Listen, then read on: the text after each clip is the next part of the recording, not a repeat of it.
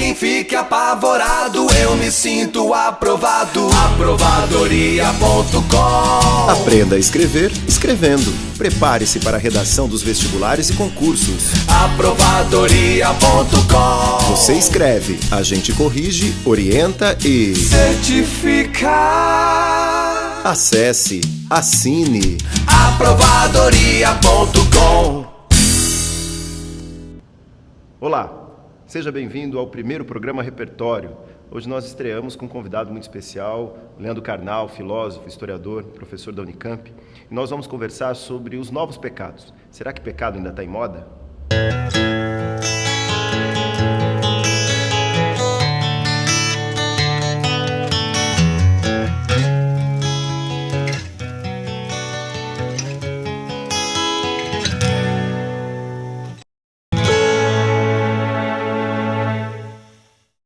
Você já cometeu o seu pecadinho hoje?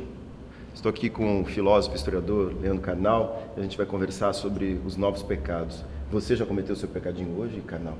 Eu cometo vários todos os dias, até porque eu dirijo em São Paulo e dirigi para cá. Então, a ira, por exemplo, foi cultivada ao longo de toda a rodovia. A inveja, dependendo do carro que passasse ao meu lado, mas certamente muitos pecados. Pecar é existir e existir é pecar. Isso é interessante. Então, essa ideia de... Você acha que o pecado saiu de moda? Bom, dizem que a estratégia mais brilhante do demônio é fazer com que não acreditem que ele exista. A verdadeira estratégia de dominação é eliminar o dominador. O pecado pode sair de moda como discurso teológico, apesar da religião ir bem nesse início do século XXI. Mas os pecados continuam existindo, até porque eles dão certo prazer à vida. Nós não teríamos tanto prazer sexual se não existisse, por exemplo, na nossa sociedade, interditos, tabus e moral. O pecado, a gente pode afirmar que o pecado mudou ao longo da história. Então existe uma relação entre o que a sociedade quer que aconteça e os pecados que essa sociedade considera? Correto, e haja vista como Dante classifica no seu Inferno no século XIV. Dante coloca no segundo círculo a luxúria, os pecados da infração sexual, e coloca no último círculo do inferno a traição dos superiores. O pior de todos os pecados no século XIV, Dante chama de felonia, ou seja, trair os benfeitores. Hoje, trair os benfeitores ou falar mal de chefes é quase uma virtude, é quase uma obrigação moral. E desde o século XIX, ou pelo menos desde Freud, a sexualidade ganhou uma importância que ela não tinha na Idade Média. Por exemplo, a ideia de que a sexualidade cresceu como discurso moral e de pecado e a traição de superiores praticamente desapareceu é uma questão que mostra como o pecado, como toda a concepção cultural humana, ele variou bastante na história. E sempre com essa característica de ser utilizado por alguma instituição também para uma espécie de controle, para uma espécie de regulação? Não existe possibilidade de controlar as pessoas se você não estabelecer um código do erro, um código de autoridade, de certo e errado, de faça e não faça. Não existe sociedade baseada inteiramente na liberdade. As sociedades, para se constituírem, estabelecem normas, algumas de forma muito clara, muito explícita, outras de forma mais disfarçada ou mais metafórica. A sociedade ocidental de base judaico-cristã estabeleceu fórmulas ao longo de muitos e muitos séculos. No começo da nossa conversa, você falou do pecado associado à ideia da vida mesmo, né? O pecado como parte, me parece que inerente ao ato de viver. Fala um pouquinho disso, porque normalmente o senso comum pensa no pecado como algo do qual a gente deve fugir. Mas parece que isso é absolutamente impossível, improvável que você consiga fazer. Então fala um pouquinho sobre isso. A natureza humana é uma natureza tendente ao erro. Eu vou lhe dar um exemplo bastante banal. Eu caminho, eu ando, eu treino caminhar há 50 dos meus 51 anos, já que eu comecei a andar por volta de um ano. Eu faço isso todos os dias. Um treino diário de 50 anos e eu tropeço. Ou seja, o que mostra que nem todo treino é eficaz. Treinar o respeito ao outro contraria a minha natureza. Treinar a contenção sexual contraria a minha natureza. Treinar dizer sempre a verdade contraria a minha natureza, já que mentir é uma estratégia de sobrevivência. Só que o pecado é a primeira prova de que eu exerço meu livre-arbítrio, logo é a primeira evidência de que eu tenho liberdade. A história Começou com o pecado de Adão e Eva na narrativa judaico-cristã. Ou seja, se Adão e Eva não tivessem pecado, não haveria história, porque o paraíso seria insuportável. Todos os dias, vida eterna, plena saúde. Só há agitação a partir daquilo que um grego que não tinha a nossa moral chamava por uma palavra chamada híbris, o desequilíbrio, que dá origem à tragédia. Para nós, o que causa a tragédia é o pecado. Nós temos um interesse enorme pelo pecado, o nosso e o dos outros. A fofoca que nós exercemos tem a ver com o pecado. E eu diria até que nós não gostamos de pessoas virtuosas. Imagine uma mulher descrevendo às suas amigas seu marido dizendo: ele é sempre pontual, ele é nunca grosseiro, ele é sempre educado, ele nunca para de trabalhar, ele sempre diz a coisa certa. As amigas bocejariam, porque não há nenhum atrativo isso nesse muito, tipo muito de... Nelson Rodrigues isso, né? Muito Nelson Rodrigues. O personagem Nelson Rodrigues faz tudo certo e o casamento vai mal por isso. Quando começa a fazer tudo errado, o casamento fica bom. E há um interesse também, pegando a metáfora do Nelson Rodrigues, quando ele pega a cena de um homem que segue a mulher adúltera num conto, e a mulher trai, e ele entra no quarto e a mulher está traindo com um amante, e ele grita, o amante pula pela janela, e o Nelson escreve belamente: quando o casamento entra, o sexo desaparece. E essa ideia, no final, depois a mulher vai até a calçada com ele, e ele aos gritos, e aí ela pede perdão, e a multidão não quer que ele perdoe. A multidão grita: mata, mata, mata, porque o perdão encerra a história. O perdão é um final feliz que nós não queremos, especialmente para os outros. Então a gente pode até pensar que, se nós estamos onde estamos hoje no século XXI, isso tem muito a ver com os pecados que muita gente cometeu. Há uma ideia que é dita como uma espécie de piada, mas que é séria, que a Itália dos Borgia, a Itália dos papas pecaminosos, a Itália dos assassinatos de Lucrécia Borgia, produziu Dante, produziu Leonardo, produziu Rafael. E a Suíça, com 500 anos de estabilidade, a Suíça produziu o relógio Cuco. Ou seja, que é essa instabilidade que cria em nós a possibilidade de existir. Na verdade, o erro é uma das coisas mais pedagógicas e criativas que nós temos. A felicidade tem um poder emburrecedor. Talvez por isso que um casal apaixonado nos pareça tão estúpido, porque de fato são. Um homem e uma mulher, dois homens ou duas mulheres se olhando apaixonados, são absolutamente imbecilizados, porque o amor imbeciliza, e o pecado, a traição, gera movimento, gera dinâmica, gera vetor e gera sentido. Esse movimento gerado pelo pecado é o que a gente vai falar também no próximo bloco. Me parece que os pecados passaram por uma certa transformação. O que era pecado antes, hoje é considerado virtude. O Karnal vai conversar com a gente sobre isso daqui a pouco. Lembrando qual é o objetivo do nosso programa. O programa Repertório, que faz parte do aprovadoria.com, tem o objetivo de trazer uma visão fora do senso comum de temas que são importantes para criar exatamente o que o nome diz: repertório para você que presta concurso ou vestibulares. A gente volta daqui a pouco.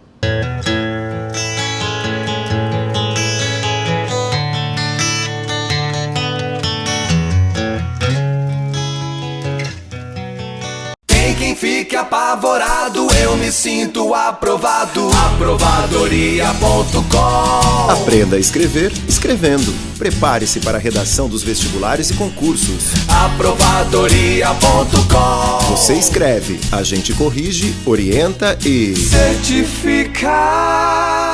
Acesse, assine. Aprovadoria.com.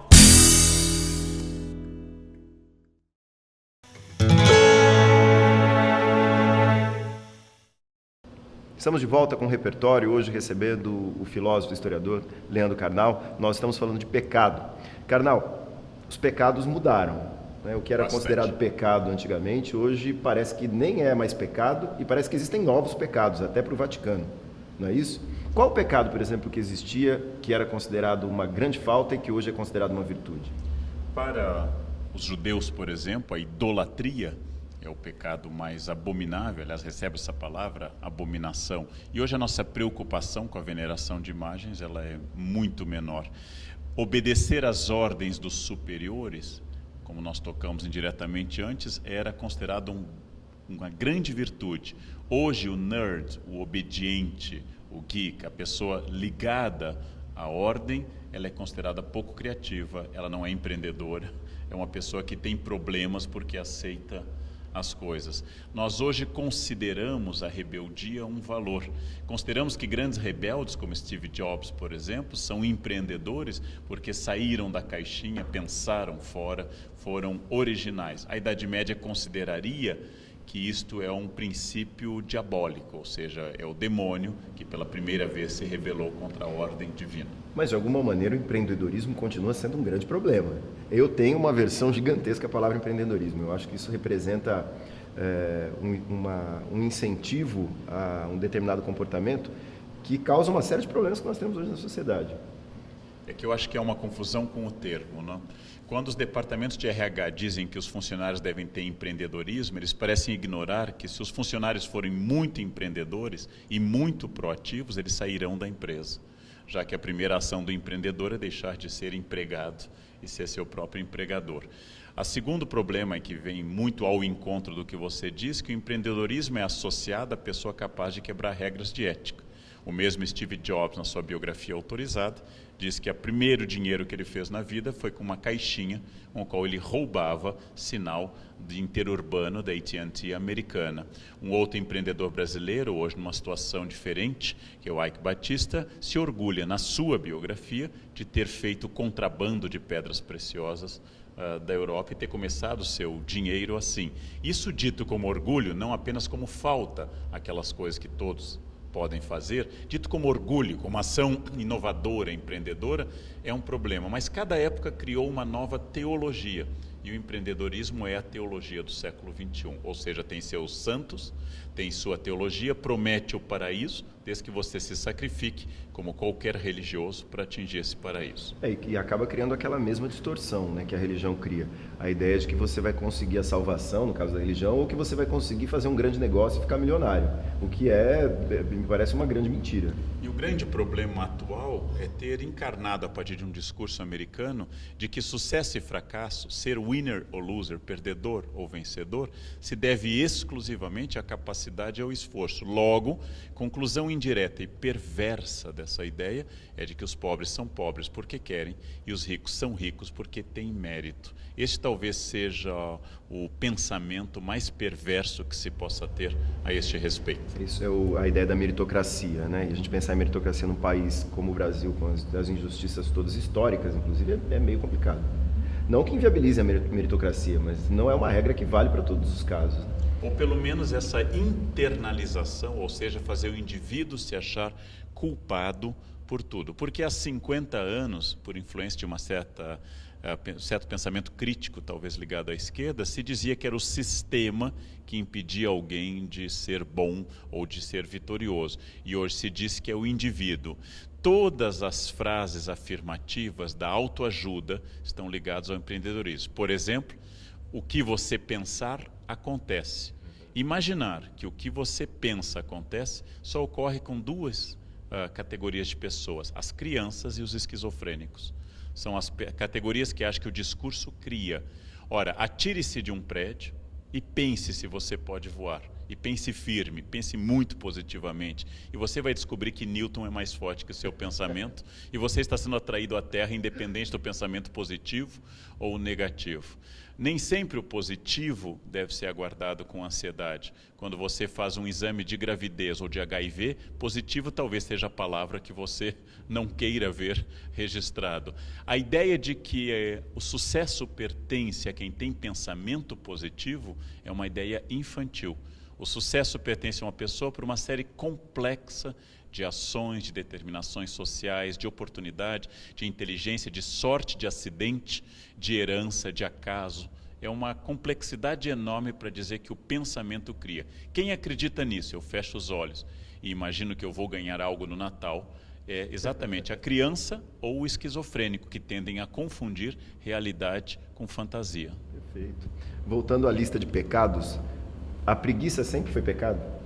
A preguiça é o pecado mais recente, porque era chamado de melancolia na Idade Média, assédia ou assídia, porque a melancolia é um pecado contra a alegria da criação. A melancolia é um grave pecado, porque você se sente mal, depressivo, diante de uma natureza exuberante, de um Deus que organizou tudo isso. A partir do século XVII, com a ascensão de um discurso mais burguês, voltado ao trabalho, A melancolia foi transformada em preguiça. A preguiça é um pecado capital moderno. E de novo o mesmo discurso.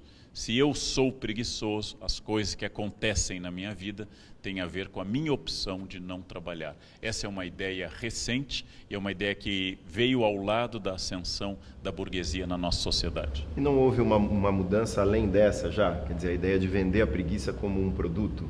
Quer dizer, aproveite o seu tempo para descansar num resort, num hotel, o seu tempo ocioso. De alguma maneira esse pecado também não é usado para vender produtos também? Quando Horácio disse na Roma antiga, carpe diem, ou seja, aproveite o dia, o sentido dele é não desperdice o seu tempo. Carpe diem hoje é lido num sentido mais próprio do prazer, ou seja, não trabalhe tanto, aproveite o seu tempo. No século XIX, Paul Lafargue, e no século XX, Domenico de Masi, começaram a produzir reflexões dizendo que a criação nasce do ócio.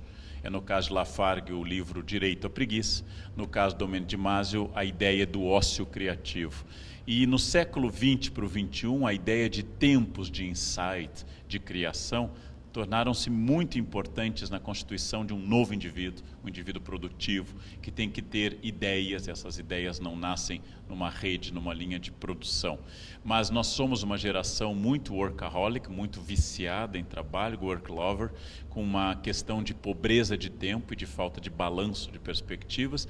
Isso não tem mais a ver com a religião, mas o fato de que hoje dinheiro e consumo marcam a identidade das pessoas no mundo inteiro. Como é que a gente pode pensar no pecado ainda tendo um papel, até um papel de regulação, um papel de estabelecer determinadas condutas que seriam valorizadas por uma sociedade, se a religião não tem mais a força que tinha antes? Eu acho que a religião não tem a força monolítica, pesada, pétrea que ela tinha na Idade Média, mas nós devemos lembrar que os nossos feriados são quase todos religiosos. Nós devemos lembrar que nós usamos palavras religiosas que vão desde ó meu Deus ou minha Nossa Senhora.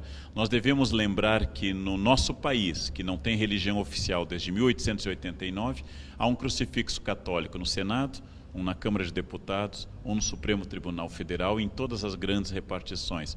Nós devemos lembrar que, feita uma pesquisa por uma grande revista brasileira sobre em quem o eleitor não votaria, e colocando os impeditivos do preconceito clássico, mulheres, negros, gays e ateus, disparadamente ateus era o maior grupo em que as pessoas não votariam, porque ateu parece ser um defeito de caráter. Para a média das pessoas, ser ateu significa não ter princípios. Considerando que na história grandes assassinos eram religiosos, desde a Inquisição até ditadores do século XX como Francisco Franco, ultracatólico e autorizando o bombardeio de Guernica pelos nazistas, a pergunta é a seguinte: dá para ser religioso e ter ética? É quase o contrário. Com essa reflexão a gente passa para o intervalo, daqui a pouco a gente volta e eu vou perguntar para o Karnal qual é o pecado preferido dele.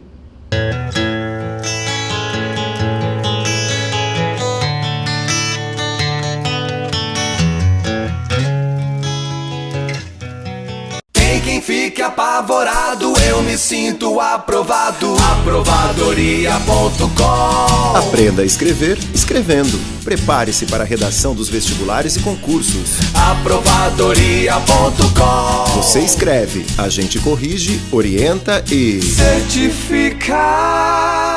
Acesse, assine. Aprovadoria.com.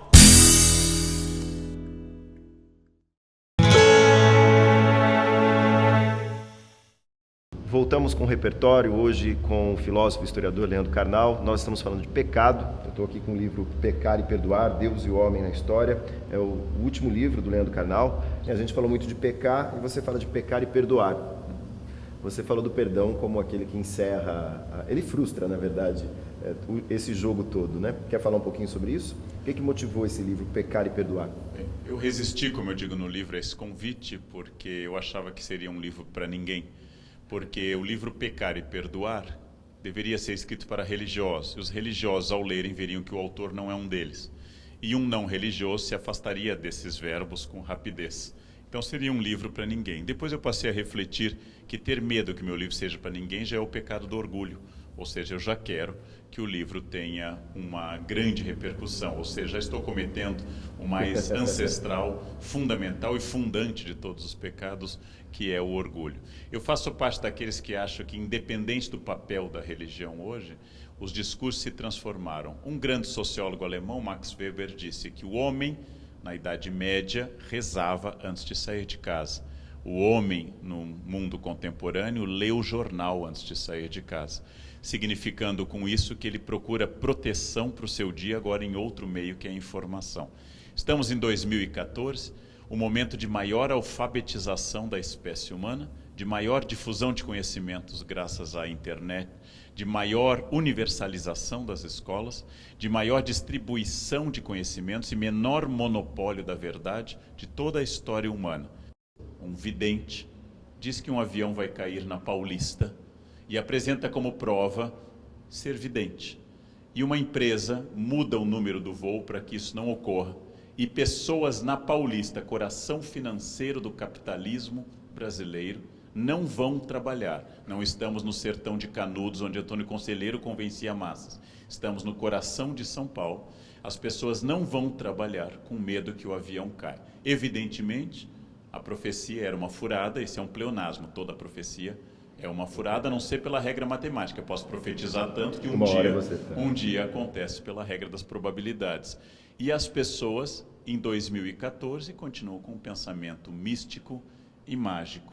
Ou seja, elas ainda acham que a palavra cria, que o discurso instaura a realidade e que enunciar faz acontecer. Elas ainda acham isso. Isso é sinal de que todo esse discurso que formou a sociedade, que é o discurso religioso e moral, ele continua muito forte em todos nós.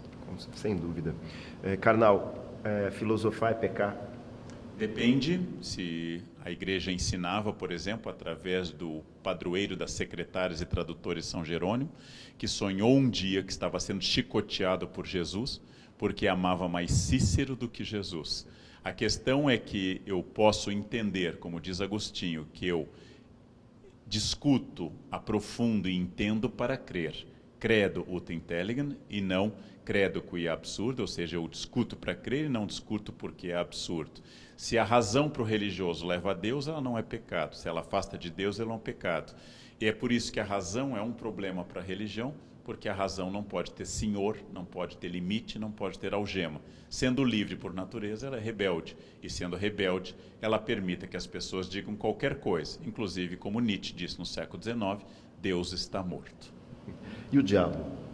O diabo, coitado, ele é o ser que mais sofreu, porque o diabo chegou a um apogeu no século XVI, quando seu reino se instaurava na Europa Ocidental e a perseguição às feiticeiras, suas seguidoras. A demonomania diminuiu. Alguns acham que o diabo está perdendo a concorrência para a ação humana. Então ele se retirou do mundo humilhado, porque nossa capacidade de fazer o mal excedeu a dele enormemente. E outros acham simplesmente que nós hoje demonizamos muito mais coisas.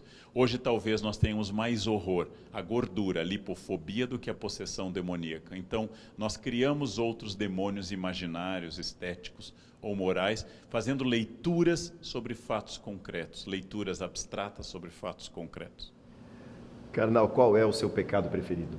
O meu preferido é a preguiça, porque é o que eu menos posso exercer. Eu trabalho muito, mas adoraria ficar numa rede olhando a grama crescendo, né, bebendo caipirinha, olhando para o mar e esperando, né, alguma coisa acontecer. Infelizmente, eu trabalho muito e não tenho tempo para isso, né? O que eu acho que eu não tenho é a avareza, mas não ter um dos 7, eu me especializei nos outros com tanta intensidade que não ter. E, graças à idade, eu estou ficando cada vez mais puro e casto. Isso é um benefício da idade. A luxúria está me abandonando por decisão dos hormônios e não da minha alma. Sabedoria de internet, né? Dizem que a preguiça é o melhor pecado porque ela impede que você cometa os outros. Né? Karnal, vamos encerrar dando uma dica para o nosso espectador sobre o que ele pode ler a respeito de pecado, até para fugir um pouquinho do senso comum, já que o nosso objetivo aqui é esse. Bem, toda a além cultura, do seu livro, além do meu livro, obviamente, toda a cultura ocidental é baseada em bases literárias como a Bíblia. Então, ler um livro da Bíblia como o livro de Jó em que vem a seguinte pergunta: por que é que o homem bom, o justo, sofre? Isso não importa a fé de quem lê, importa muito mais saber que aquele livro formou a nossa cultura. De tal forma que ler o livro de Jó ajuda a entender o nosso mundo. Ler o Gênesis, por exemplo, e ler a história de grandes e maravilhosos pecadores, que são praticamente todas as pessoas, biografias e assim por diante. Muito bem. Carnal, muito obrigado pela generosidade, que prova realmente que a avareza não é um dos seus pecados. A gente volta com mais convidado no próximo programa, sempre tentando trazer para você uma maneira diferente de enxergar um tema do senso comum, quebrando o senso comum. Pensando o seguinte: a pior coisa que você pode fazer na sua vida, que talvez isso seja a única certeza, é ter certeza das coisas, acreditar nas coisas sem questionar. E aqui a gente vai, na medida do possível, oferecer material para que você questione. É um prazer, a gente volta na próxima.